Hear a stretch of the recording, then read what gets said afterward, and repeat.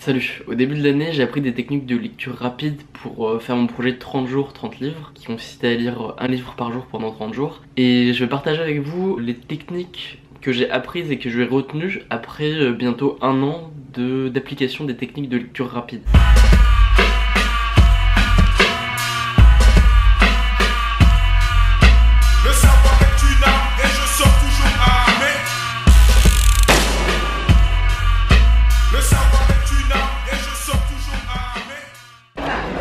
Démonstration.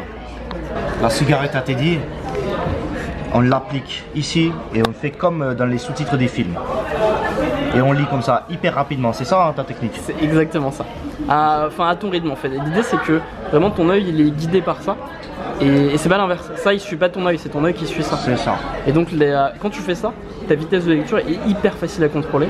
Et tu reviens jamais en arrière, tu es en train de tracer la route. Tu es sûr de jamais revenir en arrière. Et si vous faites pas la même connerie que Teddy et que vous prenez un stylo ou un crayon à papier plutôt qu'une cigarette, vous pouvez écrire et annoter dedans.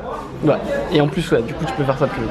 Et l'autre truc c'est, tu vois tu peux faire ça mais tu peux aussi, si t'as pas de stylo bah tu le fais avec ton doigt. Et tu peux aussi ne pas commencer au début, ne pas t'arrêter à la fin mais juste commencer là et t'arrêter là. Parce qu'en fait ta vue périphérique te permettra toujours de lire la fin et le début. Donc là tu gagnes encore plus de temps. Est-ce que ça marche comme ça? Non.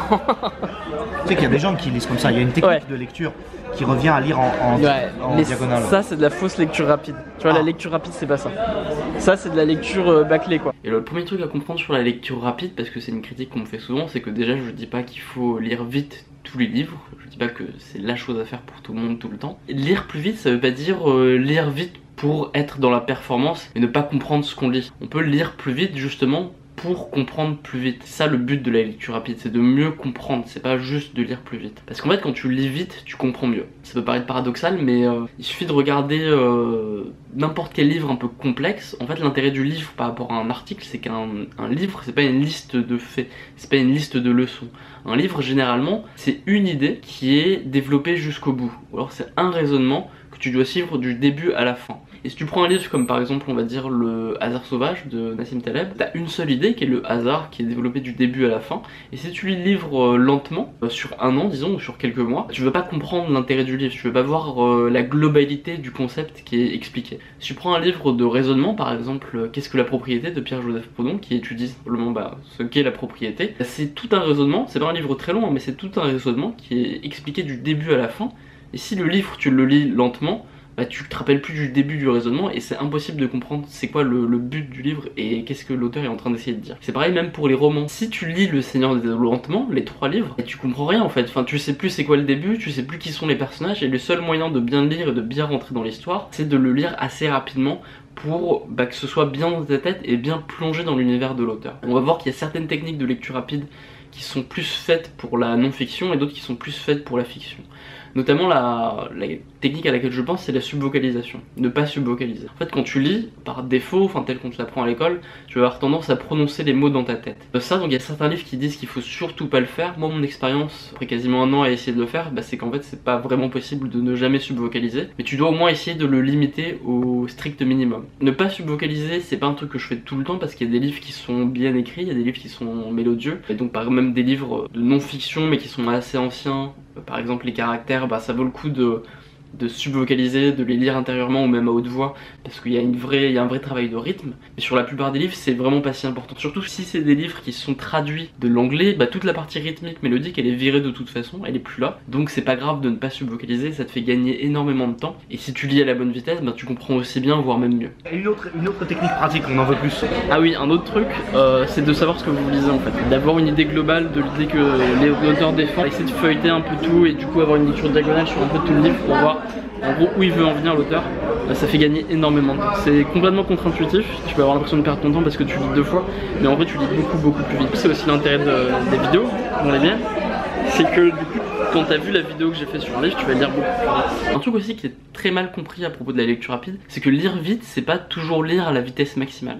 Lire vite c'est simplement, souvent, juste changer de vitesse au bon moment. Et c'est juste ralentir au bon moment, accélérer au bon moment. C'est exactement comme conduire une voiture. Conduire vite une voiture, aller vite d'un point A à un point B, c'est pas toujours aller à la vitesse maximale.